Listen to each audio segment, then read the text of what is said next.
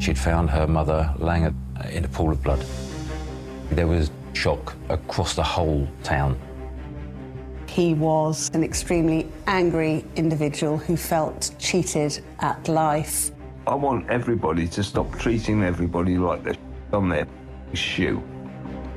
A very dangerous man who could pass in society quietly underground until triggered.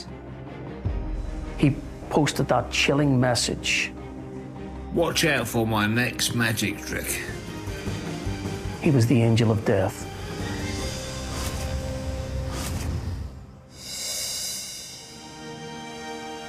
On the stunning Sussex coastline lies the seaside town of Eastbourne.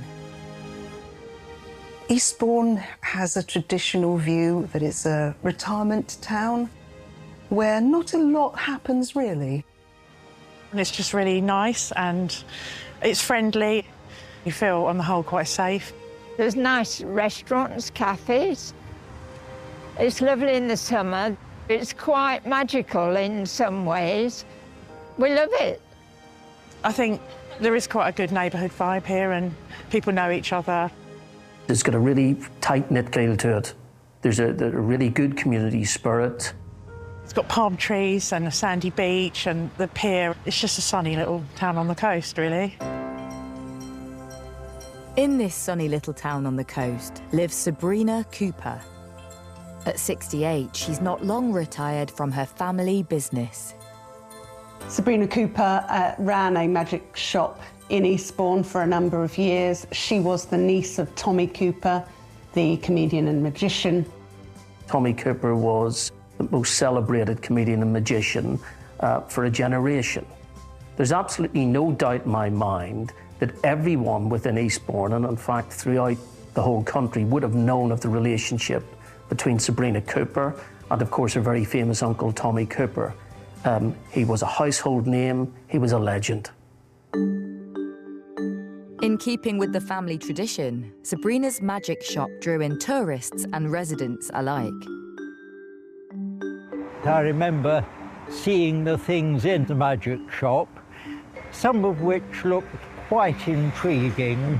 And I remember the sign outside and all the painting, like I think it had a hat with a rabbit coming out and things like that.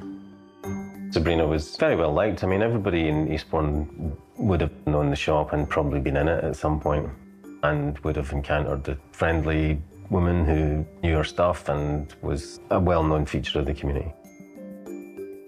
She had more recently rented out that property to a burger company, but she remained living above it, and she was known around the cafes locally for always walking her dogs. She had two dogs, Abra and Trix. Those two dogs were the love of her life. Sabrina was described by everyone who had met her as a kind, caring and loving lady. She would do any good deed for anyone. She was much loved within her family. She was a highly respected and much valued member of the community in Eastbourne.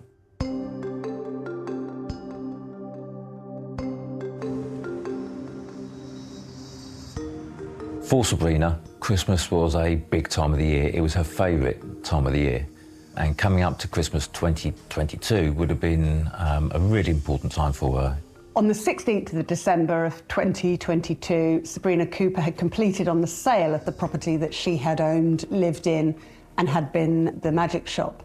She had been there for a number of years. She was moving on to the next chapter of her life, which was still to be in Eastbourne. She'd found a property that she wanted to move to. She was very excited to move out of the town centre and to have a quieter life.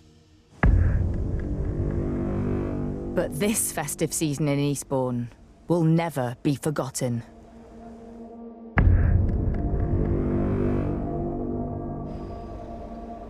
Shortly before 4 p.m, Sabrina's mother phoned Sabrina's daughter because she couldn't get hold of Sabrina on the telephone. The daughter had tried to contact her mother several occasions till eventually she went round to the actual property. Sabrina's daughter arrived at Sabrina's house, saw a kitchen light on and assumed that Sabrina was in. Fortunately, she had a key, so allowed herself in. She put the key in the lock, turned the lock, entered. And she found, shockingly, her mother lying at the bottom of the stairs with the 2 family dogs sitting by her side. It was a very, very chilling moment.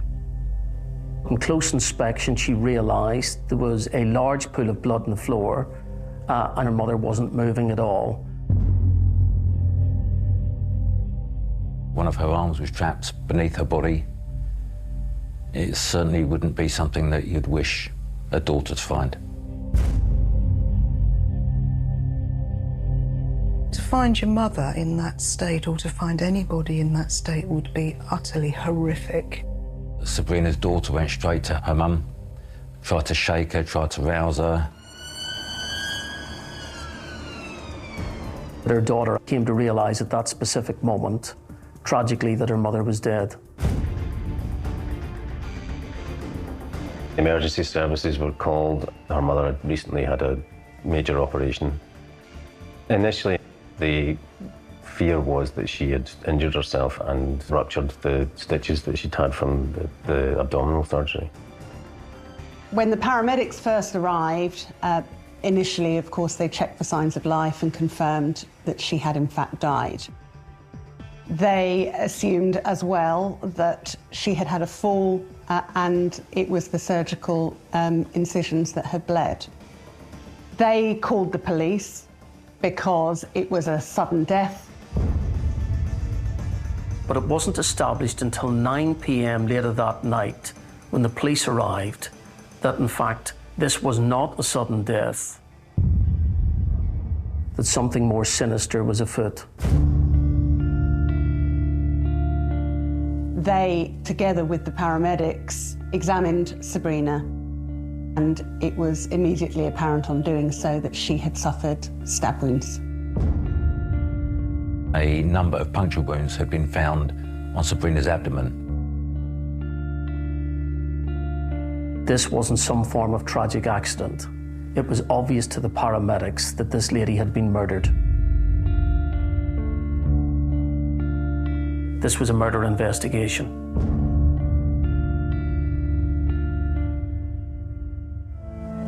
Forensic investigators are called to Sabrina's home.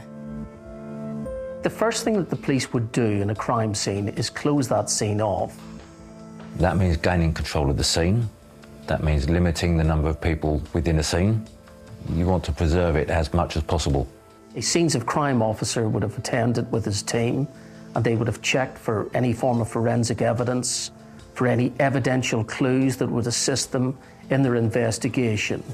And of course, the key target was finding out who was responsible for this heinous crime. Police need to consider if this is a burglary gone wrong. Sabrina's purse was open. It looked like it'd been ransacked. There were no coins in there. There was no cash. And there was a coin on the floor that they noticed, which they thought looked slightly out of place and odd. Almost giving the impression that somebody had very quickly emptied the contents. In fact, Sabrina's mother had given her a sum of money the day before. That money mysteriously was now missing.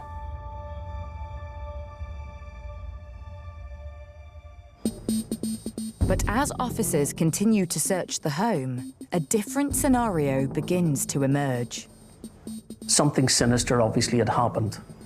But I think the first thing which is remarkable in this case is the police realised that there hadn't been a break-in.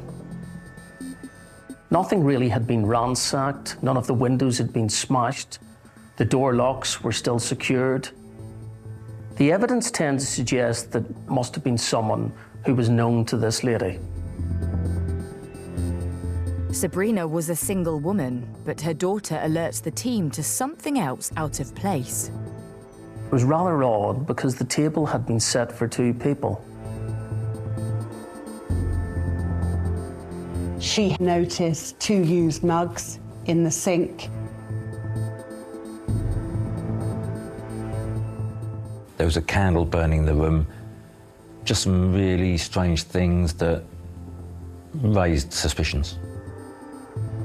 It's not long before news of a crime scene in the vicinity spreads.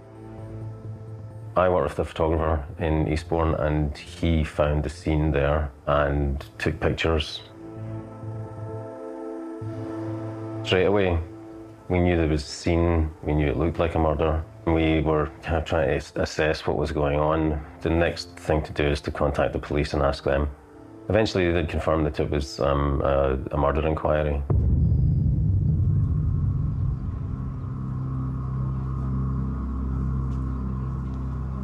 When something particularly violent like a murder happens, there would have been shock across the whole town.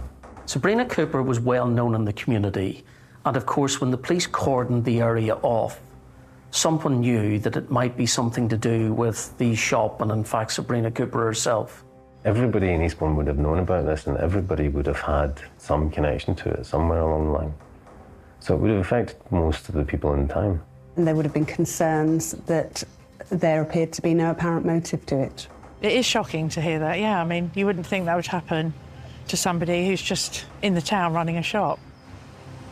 There'd be uniformed police going door to door, trying to find anybody who saw or heard anything, and then looking for people to interview. The priority of the police is to try and identify who was last in contact with Sabrina. Not necessarily because they're a suspect, but they are likely to be a relevant witness to help the police put together a timeline of what happened immediately before Sabrina's death. The police very soon afterwards were able to look at Sabrina's phone. When the police checked Sabrina Cooper's phone, the first thing that they saw was there was a message from someone who was entered in her phone as Tony Friend. There were 2 text messages, one asking her if she was okay, and the other saying, "On my way, see you in 10 mins." It was obviously their prime priority to find out who this individual was.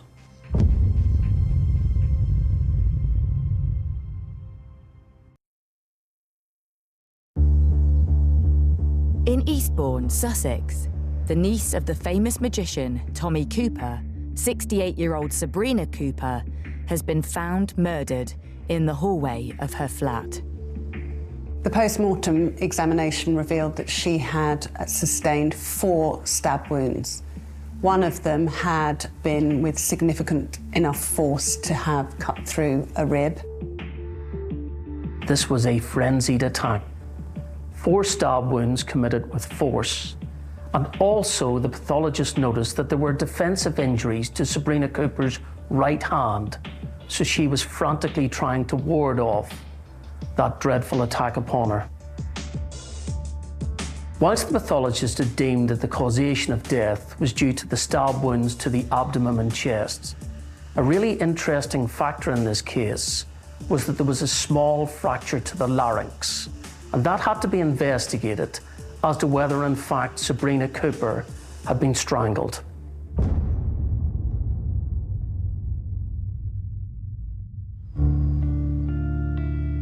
Whilst detectives tried to trace her mystery friend Tony, who texted Sabrina on the day she died, investigators pursue other leads. There will be a number of golden hour investigative techniques undertaken. That will include CCTV trawl, not just gathering CCTV, but start to view CCTV to see if anybody's been to the address.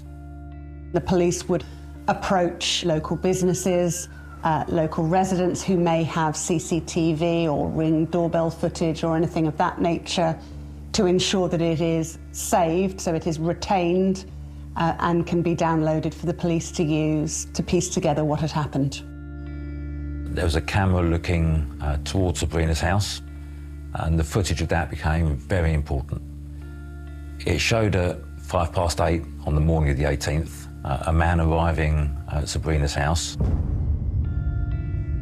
He was white, he was in his 60s, but it wasn't clear who that man was. Sabrina arrived home about 4 minutes later at about 8:09, having been walking her 2 small dogs. They'd seen him entering the property with her. It was almost an hour later that he had left those premises, and when he left those premises, he was carrying a distinctive orange bag. Given the information that the phone was telling police around Tony Friend, and Tony was expected to be there, saying, "I'll be there in 10 minutes," and a man arriving that can be seen on CCTV, it was a fair assumption there, of course, that Tony Friend and this man could be one and the same. It doesn't raise Tony Friend as a suspect, nor does it raise the man on CCTV as a suspect, but one or both, or if they're the same person, really becomes important to the inquiry to ascertain, you know, is it the same person? Is this man Tony Friend? Where is he now? And what information can be taken from him for the investigation? On Sabrina's mobile phone, Tony is how he was saved in her contacts. To ascertain who this number belonged to, the police obviously would have first checked with friends, associates of Sabrina Cooper, and then, of course, forensically, they would have examined the number. If it is somebody that Sabrina knows, the chances are there'll be a social media contact there with Tony, whoever this Tony could be. Investigators come up trumps with a Tony Sabrina had recently befriended on Facebook.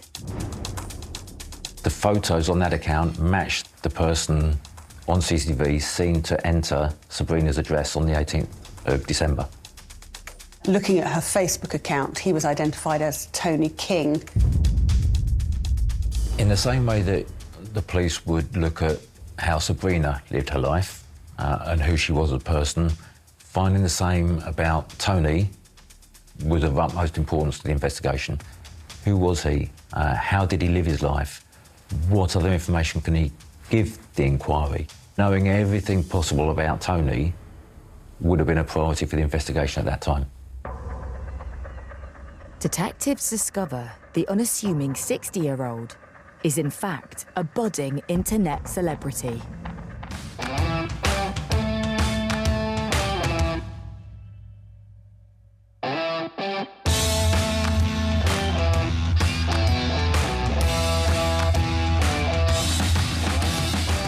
Tony King had a massive social media presence. In fact, I think he had 11,000 followers. Tony's TikTok posts on social media portray him as the life and soul of the party. Look at it! Yay! Oh my God! Go! Yay! Love them. This is the most best female beings I've met in a long time, with banter, communication, and humour. I'm not drunk. He was continually and regularly posting stuff on social media. And this was rather interesting because Tony King was a loner. No real close friends did he have. He had no fixed employment, but he was a sort of man with a van around Eastbourne. He wasn't working and was in receipt of benefits. He had a significant alcohol and drug problem as well. Sabrina's family did not know very much about Tony King or their mother's relationship with him. They knew that she had a friend called Tony, who she had met, they thought, when she was out walking her dogs. And Tony King had struck up a friendship or an acquaintanceship with her. Very casual friendship, no hint of any relationship, just a friendship. It's possible that she tried to help him, that she kind of felt sorry for him and would, you know, just be friendly with him. A good woman just being kind to someone she felt was down on his luck. It seems Tony also shares Sabrina's love of magic. Here's your trick. But happy Halloween, and yeah, here's your treat. I've got a little lighter here, all right? And what I'm going to do, I'm just going to put that in my earlug, just get that right in there, and then pull it out of my mouth. Happy Halloween. As police continue analysing Sabrina's phone, they uncover more text messages from Tony the day before she died. What was found was clearly a text conversation arranging to meet, and it was planned the following day to come and help Sabrina pack up her boxes prior to moving. Tony was arranging to come round and help. He was going to help lift the boxes.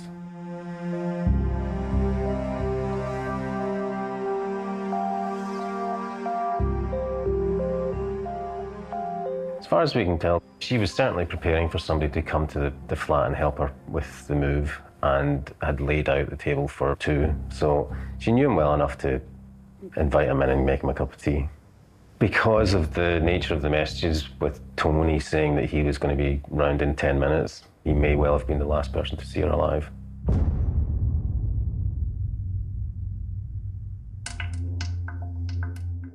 As investigators review the audio from the surveillance footage of Tony arriving, something catches their attention. When the police looked at the CCTV, we were also able to establish that he had actually said as he arrived the words, "Get in, get in." The words were said with some force and some meaning. It was obvious, even listening to those words, that one could almost infer what his intention was. What detectives find next really blows them away. The police found the most sensational video and earth-shattering video the day before the killing. Tony King had posted a video with a chilling message. Watch out for my next magic trick. It's going to be awesome.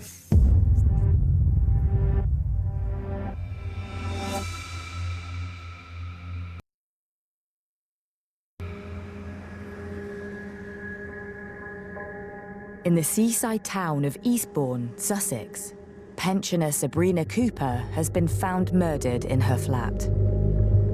Police identified Tony King leaving the house on CCTV and find an ominous TikTok the influencer posts.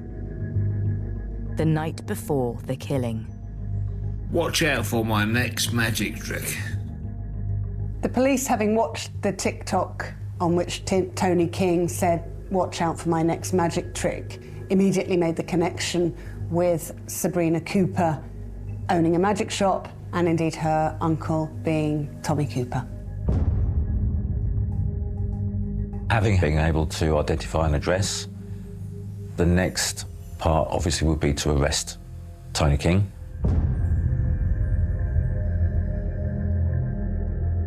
First thing they'd want to do is get him in for an interview, and they managed to locate him fairly quickly. He wasn't on the run. And at 2:35 that morning, Tony King was arrested on suspicion of murdering Sabrina Cooper.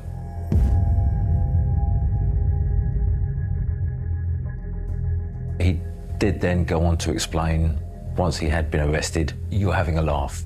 That was his response to being arrested for murder. I think that first initial denial, he really hadn't anything to say about it. He hadn't formulated a story. He was caught, caught on the hop. He hadn't prepared anything that he could say. Tony King described or explained to the police that he did know Sabrina, he had had contact, but didn't understand what was happening because, in his words, he'd been smoking spliffs all evening and didn't understand what had happened to Sabrina. He was later brought to the police station. He was interviewed. Tony King had a solicitor present. The solicitor was given the basics of the incident and given what's called pre-interview disclosure. He was being advised what the strength of the case was against him at that time. As detectives start to interview their suspect, news of the arrest spreads across Eastbourne. As a reporter, you're not party to a lot of what goes on behind the scenes, but we go and start knocking doors ourselves to find out what we can about him and his relationship with Sabrina. We found it very hard to find anybody who knew anything about Tony King. It wasn't difficult to find people who knew Sabrina. She was a well-known person in the community, but he really was a loner and nobody really knew anything about him. The most information we got about him was through his own social media. It's about 1 a.m. in the morning. I've actually just woke up. I've had a wee. That was a good one. Meanwhile, investigators begin a search of Tony King's property. As soon as the police attended Tony King's address, that too became a crime scene. They searched his home address and found a bloodied knife under his mattress in an orange carrier bag. The importance of the police finding that orange bag was that it was the very same bag that they'd seen in the CCTV where the suspect had left the house 1 hour later after entering it. They also found his coat, which had blood on it, and a number of items belonging to Sabrina Cooper in the pocket. They found a set of keys. Those set of keys were the very same keys that Sabrina Cooper had reported to her daughter had been missing 2 weeks prior. And in terms of Tony's clothing, there was clothing in the washing machine and in his bedroom, which again appeared to have blood on it and matched the CCTV images of the person seen leaving early that day. Finding a knife with blood on, finding clothes with blood on, all of those had huge relevance to the investigation. The bloodied items are seized by investigators and sent off to the lab for analysis. What the police will be looking for and hoping for is confirmation that that is Sabrina's blood.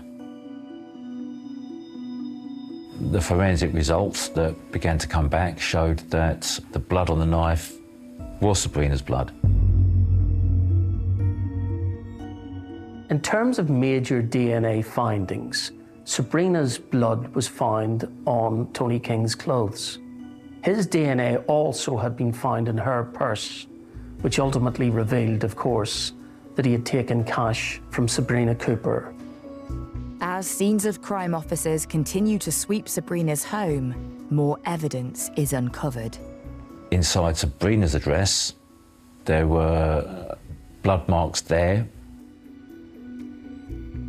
They had tested various areas within the flat, including Sabrina Cooper's handbag and a filing cabinet, and Tony King's blood was found in both of those locations. Detectives surmise that King must have cut himself on the knife while at the scene. Back at HQ, they confront him with their incriminating evidence. In the police interview, the police would have been trying to establish what had happened, what he accepted had happened, whether he was involved, or whether he was going to answer any questions at all. In the police interview, Tony King accepted that he had gone to Sabrina Cooper's house that morning. He accepted that he had a knife with him. Tony King said that he'd had an altercation with another neighbour and that he had that knife on him for personal protection reasons. And at that specific time, Tony King admitted that he indeed was responsible for the killing of Sabrina Cooper. But maintained he had no intention of stabbing her when he got there, and he didn't in fact know and couldn't explain why he had. He explained in the interview that he did stab her as they went into the property, but he didn't know why and hadn't planned it. Effectively, that meant that the police could sharpen up their investigation. There was no need to trace other suspects. They, in fact, knew at that specific time that they had the right man. Behind-the-scenes investigators also uncover Tony King's criminal history. He had several previous convictions, but going back some years. The only notable conviction of concern was a conviction for being involved in the importation of drugs, for which he had received a sentence of 10 years and he had served half. But interestingly, he had nothing for violence. And that was something that the police thought was really, really odd when they started this investigation.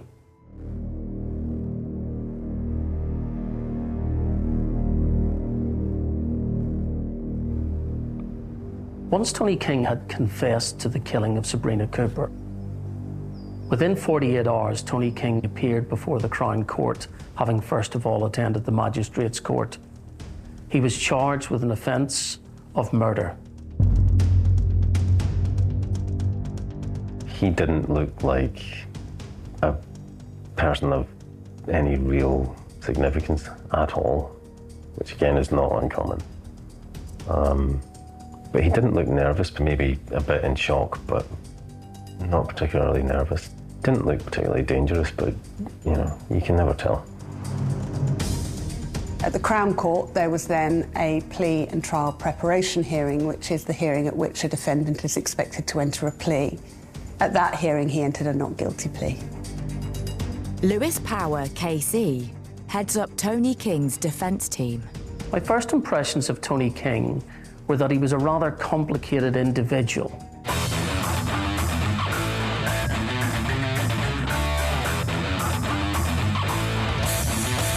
And it was clear that he had to be seen by a psychiatrist, because having accepted that he was responsible for the killing of Sabrina Cooper, the next step in the criminal process was to ascertain whether he had a psychiatric defence to the offence of murder.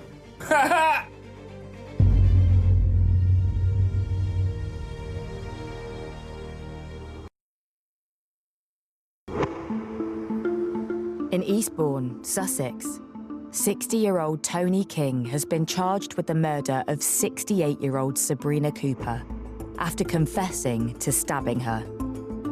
As police and the prosecution start preparing for a trial, his barrister begins to draw up his defence. It was our task to assess whether in fact he had any defence to murder, bearing in mind the psychiatric defences which were applicable. We had to look initially to see if there was any abnormality of mind present, so that he could avail himself of what's called the defence of diminished responsibility.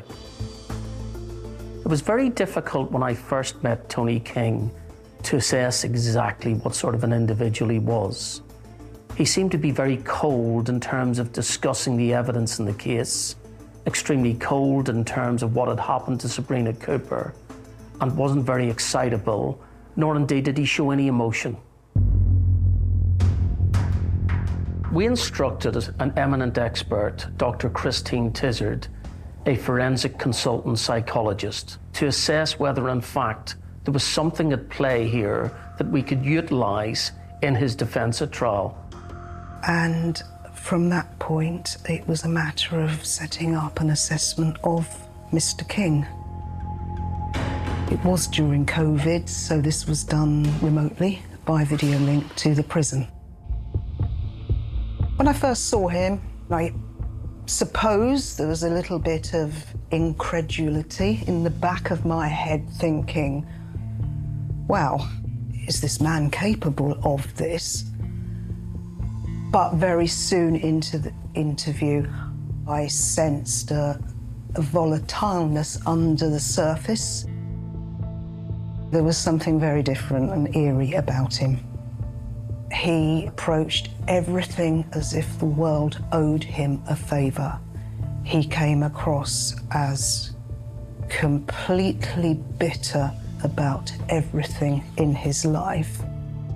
He talked about his bitterness in terms of his childhood. Tony King came from a broken home. He spent a large amount of his young life in various care homes and progressed to Borstal and short periods of imprisonment. He'd disclosed during his assessment that when he was a 9-year-old boy, he'd beaten another child senseless with a ball bearing for no apparent reason. He'd been violent to other children when he was a young man. And his justification for that was that actually he didn't matter, nobody took him seriously. I believe that that bitterness manifested itself into his adult life, and he remained bitter. I've come into a lot of questions now. What do you want for Christmas, Tony? That's a big question. What do I want for Christmas? Well, this is what I want for Christmas. I want everybody to stop treating everybody like it's on their fucking shoe. People were all evil, they all screwed you over. His life had been so bad. It was in a sense just a rant of unfairness. I think Mr. King disliked anybody and everybody. He had a massive chip on his shoulder.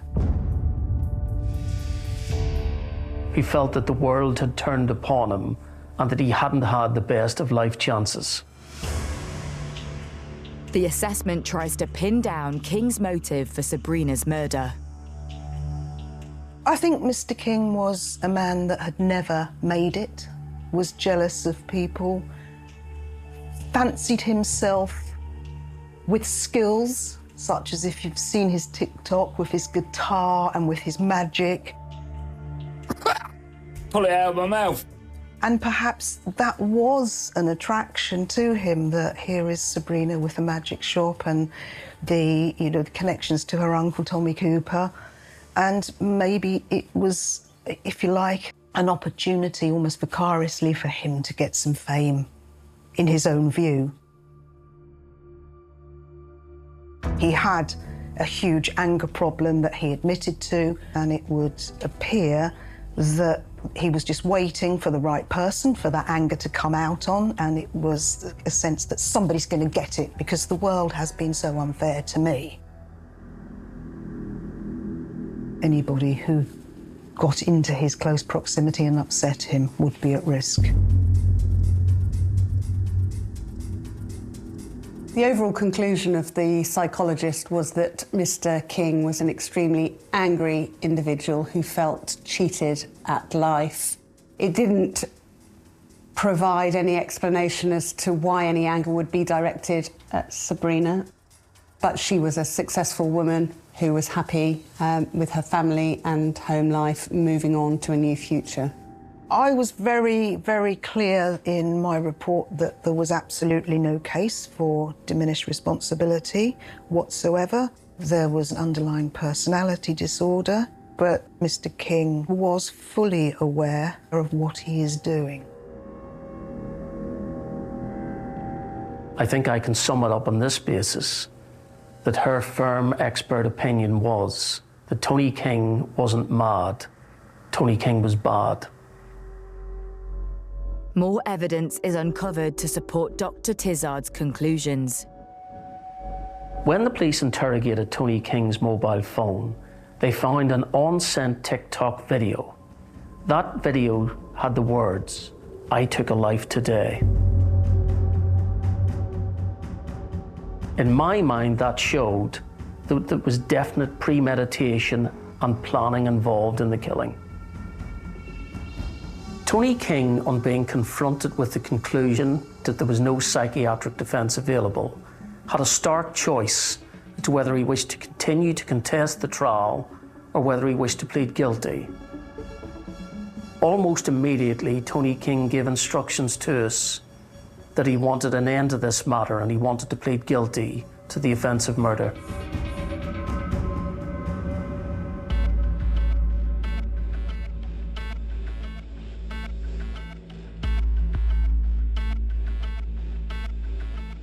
He's asked to enter a plea again, and this time he changes his plea from not guilty by diminished responsibility to guilty to murder. When Tony King appeared at a sentencing hearing, he did not utter one single word. He was cold. He looked once at the faces of the family of Sabrina Cooper. He didn't apologise once. It was chilling.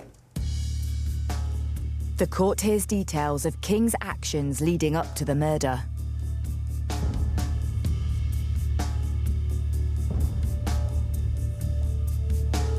Watch out for my next magic trick.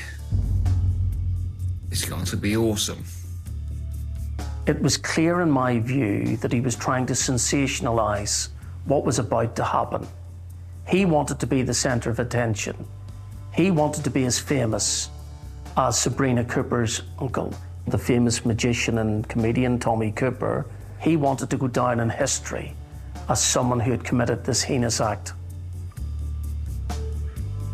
Tony King had sent a message to Sabrina Cooper with an emoji saying, "I'll be round later." The emoji was that of an angel. How ironic it was that the following day, he was the angel of death.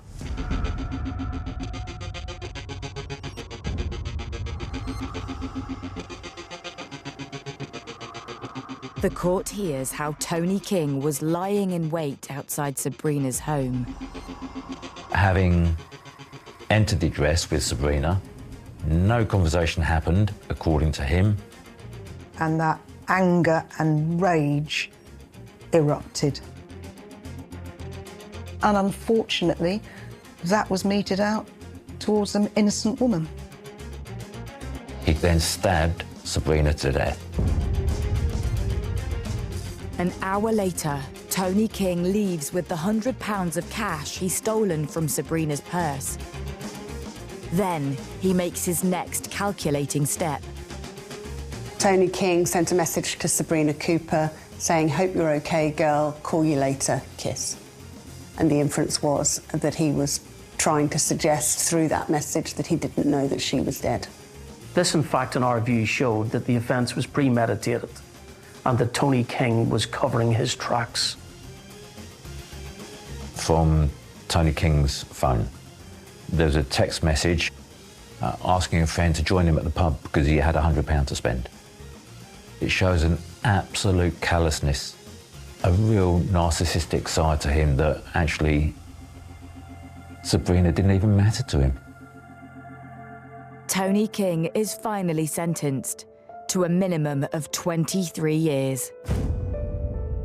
Effectively means that he wouldn't be eligible for parole until he's in his 80s. He's going to die in prison. There was a sense that justice had been served in the end. I could nearly feel a lump in my throat, looking across at the faces of the Cooper family, the sadness. This was the loss of their mother, their daughter, their sister. It was completely meaningless and completely tragic. It's a sensational loss, not just for her family, but for the whole community.